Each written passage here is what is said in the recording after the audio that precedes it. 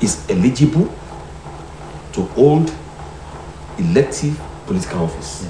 It means that person must have gone through the procedural nomination, clearance, whatever, and then the primaries of it must be a member of a political party, and he must participate in all the procedures precedent to the selection of candidates.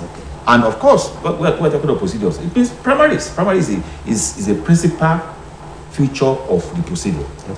Primaries of a party being held and candidates being selected. So if that person is not part of that procedure, how come that person should hold either a flag bearer or whatever of that political party? I mean, legally it is testable, it is indefensible. So, and I believe that coming from lawyers anyway, I mean, you can look at the legal implications of such a breach of procedure. So morally, legally, it is indefensible for anybody to put him or herself forward as a candidate of a political party if he or she has not participated in the primaries of such party.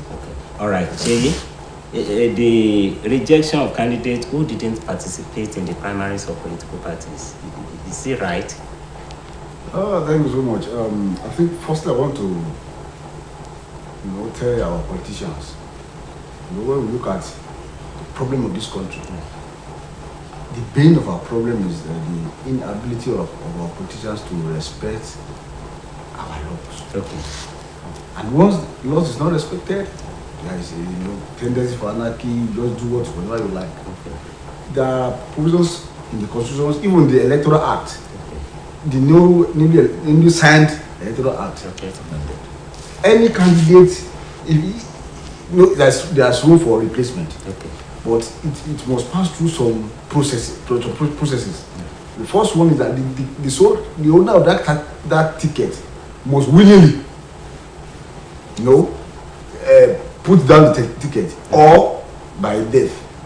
So, and a new primary will have to be conducted before we now say, okay, you can replace Mr. A or Mr. B.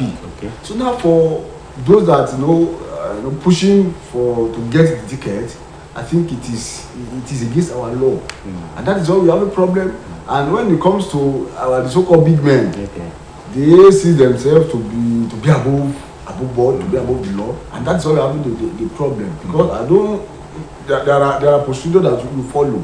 The first, like by the said, you obtain the nomination form, went for the clearance. You go for the clearance. The party will clear you that you are free to contest, and you go for you campaign to the delegate to showcase what you want to do. I want to go about it. So after that, you now go for primary. So for someone who did not participate in all those processes, now want to reap what he did not so far. I think it is against common sense. It is against common sense, and I believe the lawyers that are calling that are championing this cause, I think they have reasons, many. I'm not a lawyer, but I know my common sense tells me that if you want to do this, you must do this. Once you did not do it, you don't merit it. So that is my. All right. Now let me come back to Shola, and let's look at it from this angle. The president or the governors, they are the only one that used to participate in the primaries. Their deputies or the vice, they don't always participate. And constitutionally, their offices are legally, their offices, the office of the vice president and the deputy governors are in line with the constitution. Now, by virtue of the fact that this set of people doesn't participate in primaries, what do you want to say about that? Well, the constitution of the Federal Republic of Nigeria, the 1999 constitution.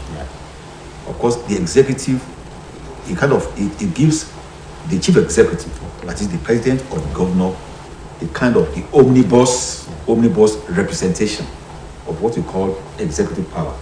And all other offices are that even including that of the deputy, Yes. either the vice or the deputy, is also part of the office of the governor or the president. President. Okay. So the constitution has allowed that. Okay. It has not separated, so to say, Okay. the two offices. Okay. In terms of who wields the power, in terms of who does this, in terms of functions and responsibilities, in terms of wielding executive power. Yeah. Wielding executive power lies majorly with the president or the governor. Yeah. So, in that wise, that could have determined or dictated the mode of primaries, you know, because after all, the vice president will derive whatever powers he wants to wield from whatever the president gives. The concessions given by the president determines what the vice president does. So, and any approval is rooted through the president. Even approvals of officers within the vice president's office are rooted through the president. Okay. The president must approve it. So, what I'm talking about, there can't be any separate primaries. Okay. So, yeah, I think the Electoral Act is also borrowed. Let me use that word. Also borrowed, or is also influenced by the provisions of the Constitution. Okay. All right. So that was it. All right, Shola. See, in view of the fact that the deputy and the vice president or the deputy governors are not, they don't participate in primary, still their offices are recognized in law. Political parties are always fond of not conforming with due process. Now, Shola, are you not concerned with this? If you are what will you tell the political parties now? Because lack of conformity with due process has been part of our problems in this country. Of course, it's not only part, it's a major problem. Yeah. You know, when I want to believe that in law, rule of law, that is what we know democracy is, you know, and that's exactly what it is supposed to be. Yeah. But when you have a democratic structure that breaches its own laws, then there's problem. Then there's a road. Then it means a road is being created to anarchy. You know, because it's supposed to be embedded in law. Whatever is, all the features of democracy are premised in law. And the political parties, they are the incubators, they are the results. And at the end of the day, the nation suffers. So we refer to America. America is the bastion of democracy, because base of law, the American Constitution or the American Convention, the American is so powerless, as powerful as the American president is, the most powerful human being on earth today, is as powerless as just an ant when it comes to the rule of law. So until we now respect the rule of law as the expect the political parties to be doing in terms of conformity with the rules and the rules of the game. You know, I started my submission earlier that the pain of our problem is the inability of our politicians to mindset and 5,000 naira. If you see the kind of accelerated hearing they gave that guy, the guy was sentenced. He was jailed. Just told an answer and I think 5,000, 10,000. So, but you now see, you not hear or read big men stealing billions of naira, and you see them gallivanting, rigmarole around the streets because they are above the law. So that is why we need to strengthen it. Once we respect what the law says, we don't have problem. But if you don't really respect it, I will continue to have the problem. So I think it is better for the party to continue to respect, to conform with what the law says. So we don't have problem, because I couldn't imagine somebody who have won the ticket and now went ahead to submit another person's name. It is unethical. It is unsafe. Yeah. We are not in how do you call it? Banana Republic. We have laws and we have good laws. But sometimes I was discussing with one police officer. A guy was arrested, so they now charge him with one cyber bullying. He said it was cyber bullying. He now read that section. In fact, I started to ruminate over that if You have this kind of law, meaning that you have many people that will contravene what this law says. But you have good laws. We don't normally follow what the law says. All right, thank you, Sheyi. We now move to the second topic of our discussion today. So, because of time, we have to. Yeah. Now, here, 14 Supreme Court justices petition CJN over poor condition of service. Shola, should the justices of Supreme Court or even of any court be complaining about poor condition of service? You see, To start with. Because we just finished one aspect of law. I mean, implementation of law, how law is germane to an ordered and a developed society. Now we have the judiciary, which is supposed to be an independent arm of government, supposed to interpret all our, to interpret infractions, to settle infractions in law, to interpret our legal system in such a way that everybody will know his or her bans, and that very important arm of government is being treated in such a shoddy manner. So what do we expect? Constant breach of law, because somebody whose rights and privileges are being denied. I'm talking of the judges now. Yeah. Somebody who's supposed to function independently within his own arm of governance, but those things that he needs to function are denied him. Then what do you expect from such a person? Inefficiency, unproductivity, and even compromise. Compromise. When a judge has to beg for writing parts or for whatever, when a judge does not even have a conducive office to operate, how do you think that kind of a person will not be open to compromise? And when he is open to compromise, what happens to the judicial system? It impairs the judiciary itself, which is supposed to be an independent arbiter. So the capability of the judicial officers to perform their functions effectively depends on the conduciveness of their own office, of what they have. So, but when those things are missing, when they're not there, then what do you expect? It has even gotten to the point where Supreme Court judges have to write a petition to the CJN, drawing his attention to the deplorable condition of the judiciary. It means something very big is amiss. Something very big is amiss.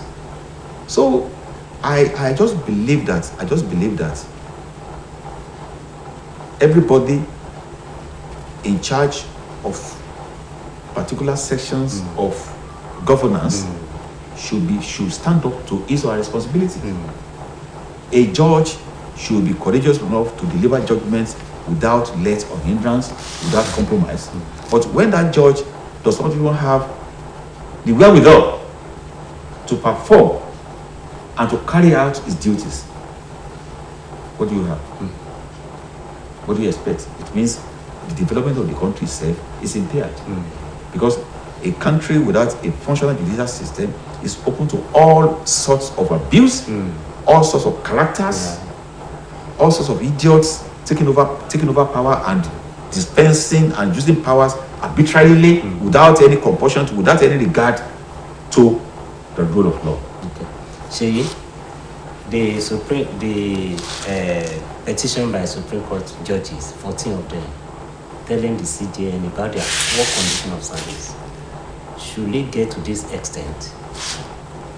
It is so unfortunate that they have to put something on paper to show their grievances. It is so unfortunate, and I want us to know that judiciary is an arm of government. It's not an hierarchy.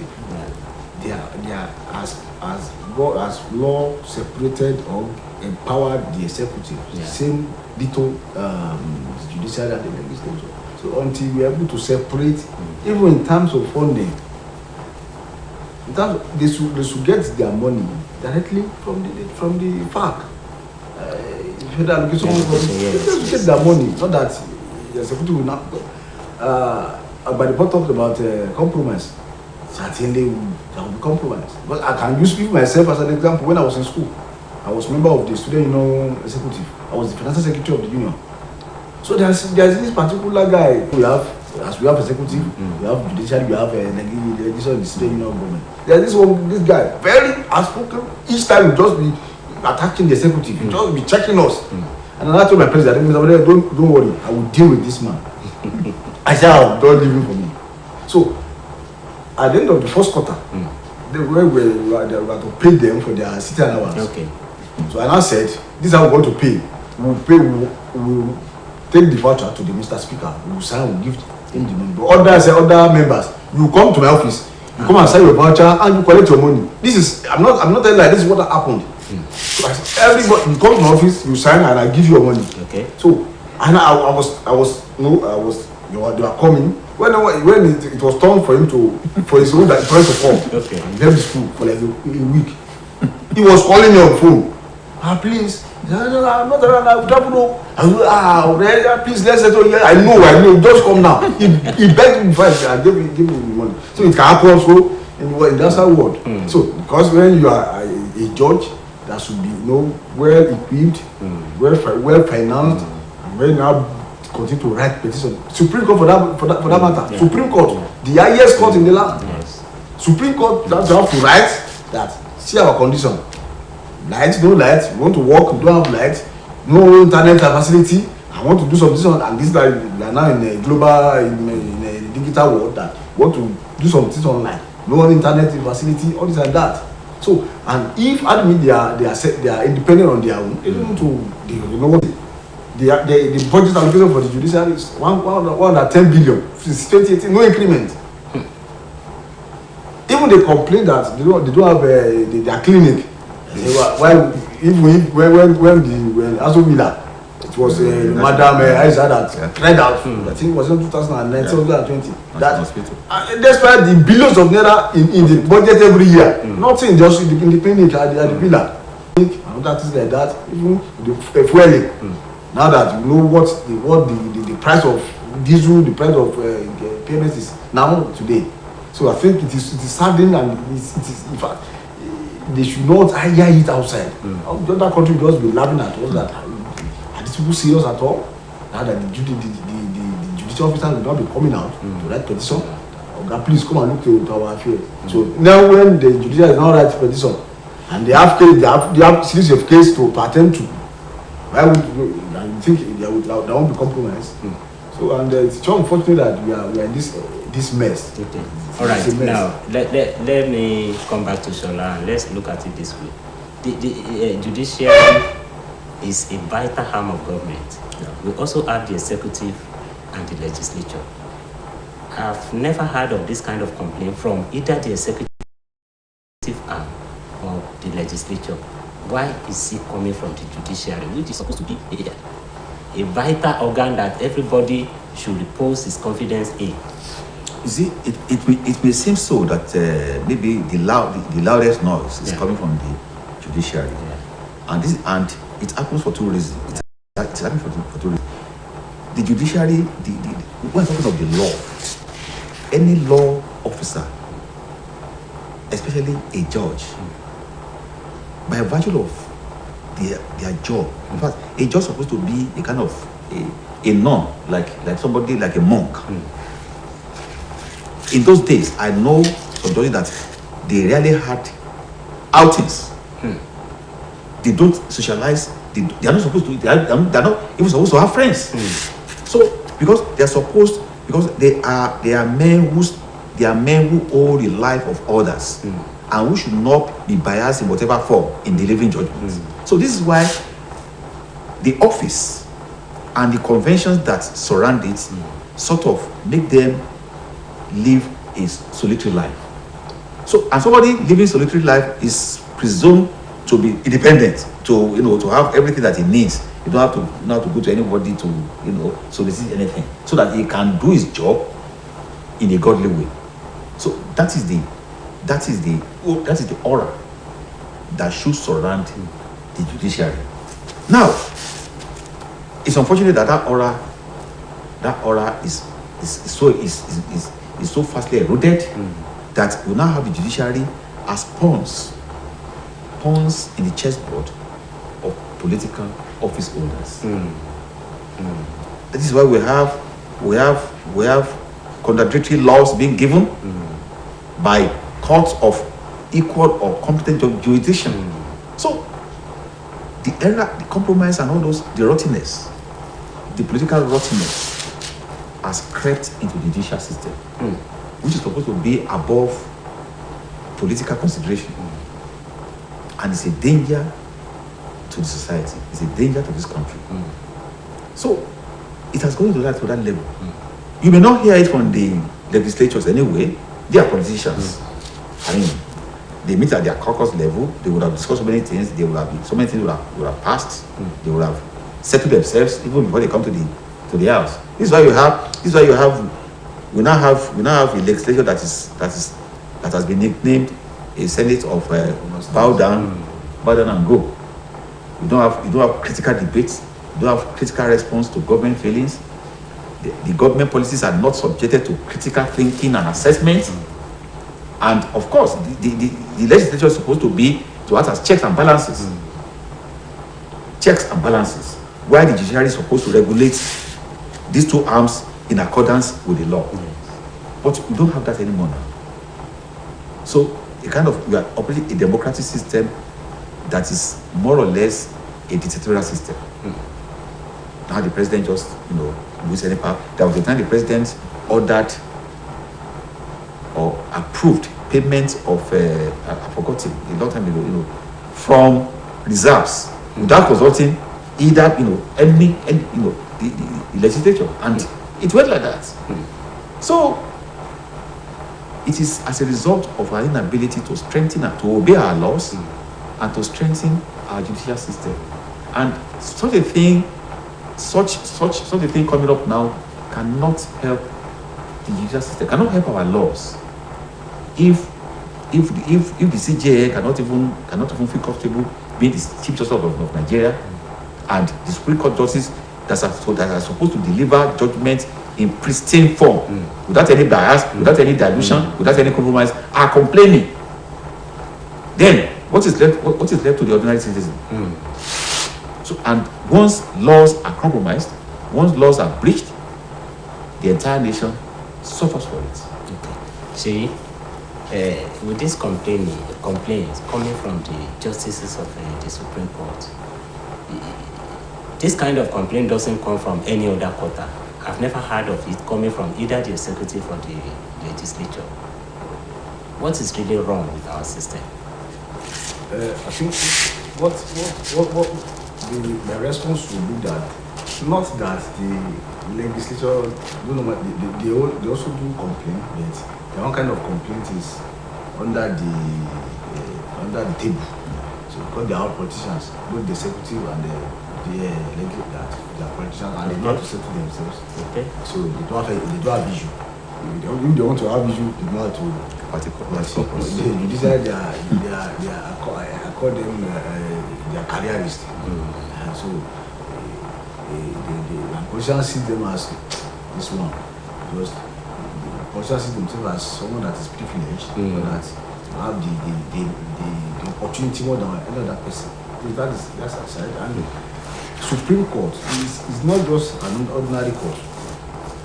It's a court. It is a court of policy, because any law, any judgment coming from Supreme Court, it automatically becomes even a policy of that we make a reference to.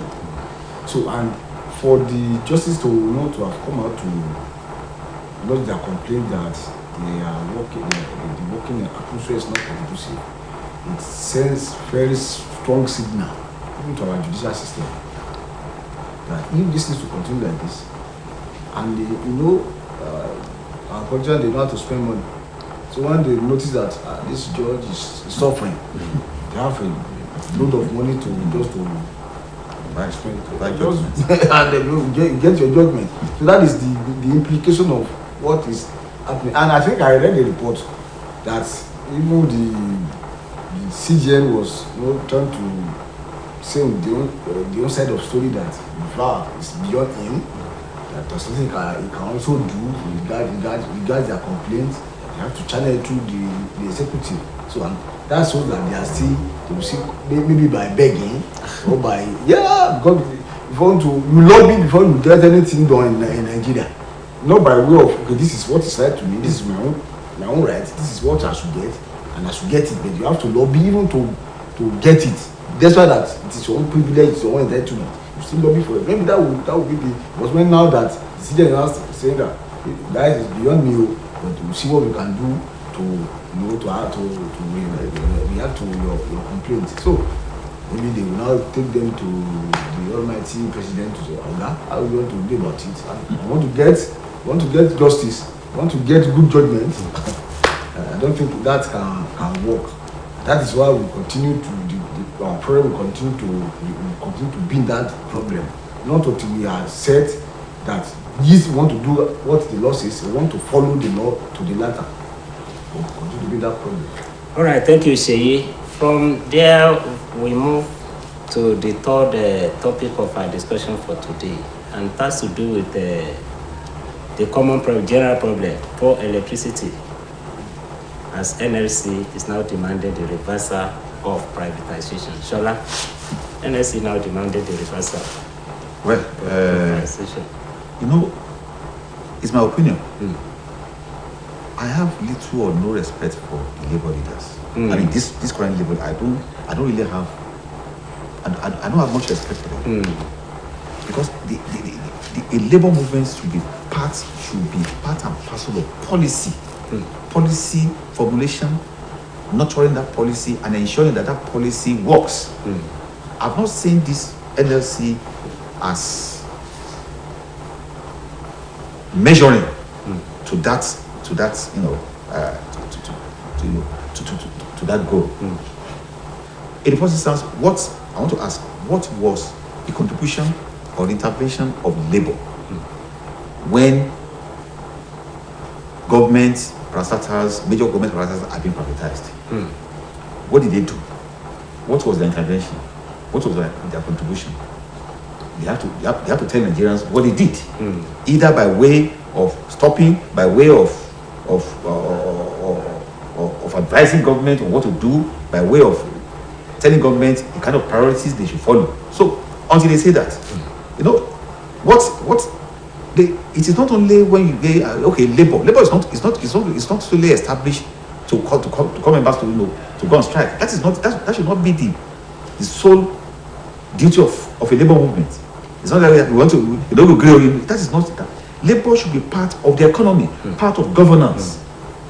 What's part of critical analysis of government policies? In fact, the labor movement should be a critical stakeholder in the governance of a country. So, I don't know what efforts or what contributions the labor movement have made, or what did they do during the privatization era. And of course, we all know that a lot of things have been written about the privatization policy of the Obasanjo article government. How a lot of companies were sold at pittance. So what was the response of the labor movement then? What did they do? Did they call on Nigerians either to take to the streets or whatever? Did they even go to court? The labor movement should even be part. That's why I said that they be part of governance. If the government is not doing anything, if the government is doing something that is inimical to the interest of Nigerians, the labor should be at the vanguard. In law, how many times did the labor movement take the government to court? How many times? I don't know if the labor that we have ever took that decision. So they want the government now to reverse to revert it. Even the procedures for reverting it, do they even know it? So in terms of reversion, in terms of what? Is it in terms of redeeming of, giving paying back the investment of those people, or what? How much was invested in privatization? Does labor have the figure? How much of the investment was spent? Where should be spent? Does labor have the figure? So these are things that whoever is labor president or whatever should be able to answer. Should answer. what is the quantum of investment in the power sector?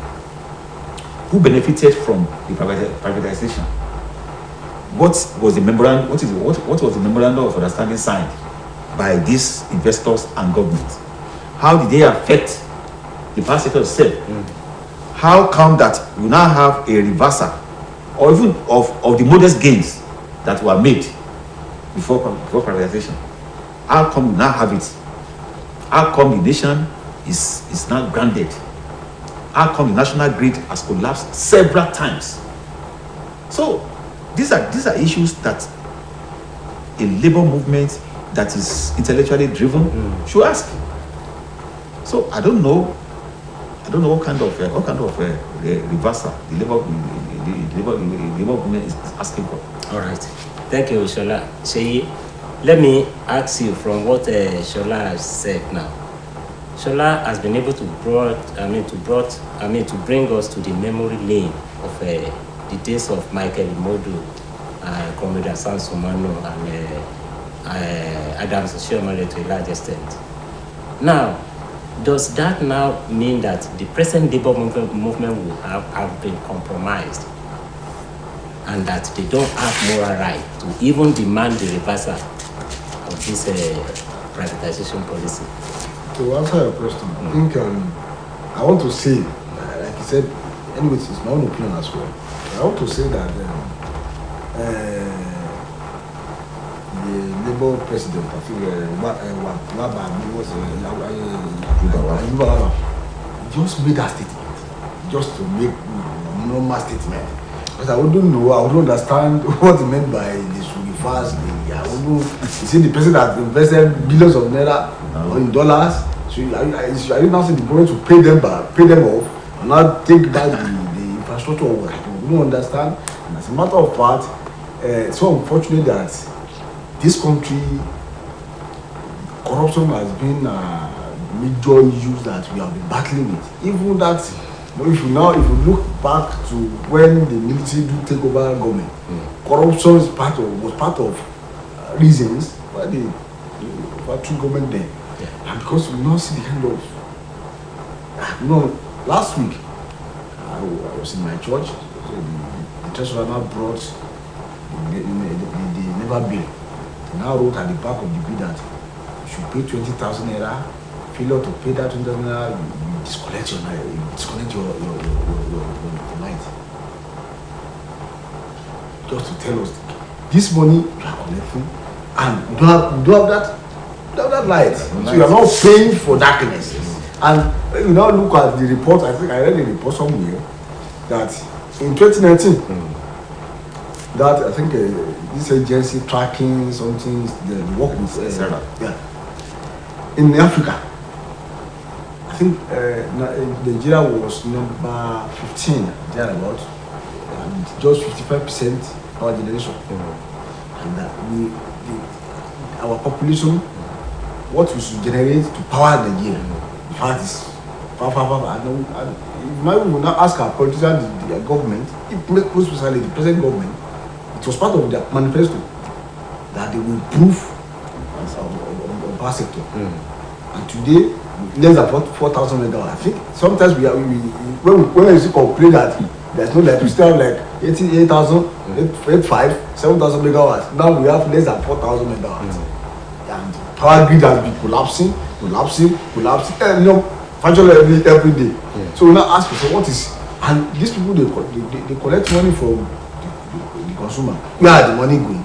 And are we now getting the service? That for the labor leader just to let me say something. It's just making noise. Just make it. I wouldn't know you want to reverse on what basis or what. I don't understand the kind of reversal he was asking for. Is it to now tell the those that are invested and go, you pay your money and they will take our property back? So I think it is to me it's against common sense. All right. Quickly before we round up on the program, Shola, this issue of poor electricity is a major problem now, and elderly solution. I think, one thing. One politician was talking on already this happened that opposing the idea of government, opposing that idea that government has no business in business. But he said government has the greatest, should have the greatest interest in businesses. But that is if you have a government that has a vision and has men to drive that vision. Yeah. So if the power sector in a country is like this, then there's no development, then there's no economy. I mean, there's no economy, there's no economic activity at all when you have the power sector in this comatose condition. So what I believe that maybe, of course, maybe they should just turn over the power sector to entities, group of entities from everywhere, maybe from India, from Germany, from they just come and and take over and run it. Okay. All right. Thank you, Shola. So yes, a way out of this problem. Is there any way out? Yes, we have a lot of way. And let me say this: it is not only you get light power from different sources. But unfortunately, we only concentrate on just one, so out of many. So and I think what some of the reasons what they're going to do is to try to decentralize this power sector thing, allow states that can generate power from their own state and they power their state instead of we all of us now concentrating on one source of energy. So if they can remove that law from the exclusive list, and there's other states that can generate power. Let them generate power and they power their own state and they run the economy and will be okay. It may even be on the whole regional basis. Yeah, Let the Southwest have its own integrated power supply and then and forget about any other national grid. All right, thank you, gentlemen. Viewers at home, this is where we are going to round up the program for today. Shola, I appreciate your coming on the program for today. Thank you very much. It's my pleasure. Seyi, thank you for coming. Thank you. Viewers at home, until tomorrow when you meet my colleague again in the newsroom. Until then, I am yours, Kayode Adebayo. Bye-bye.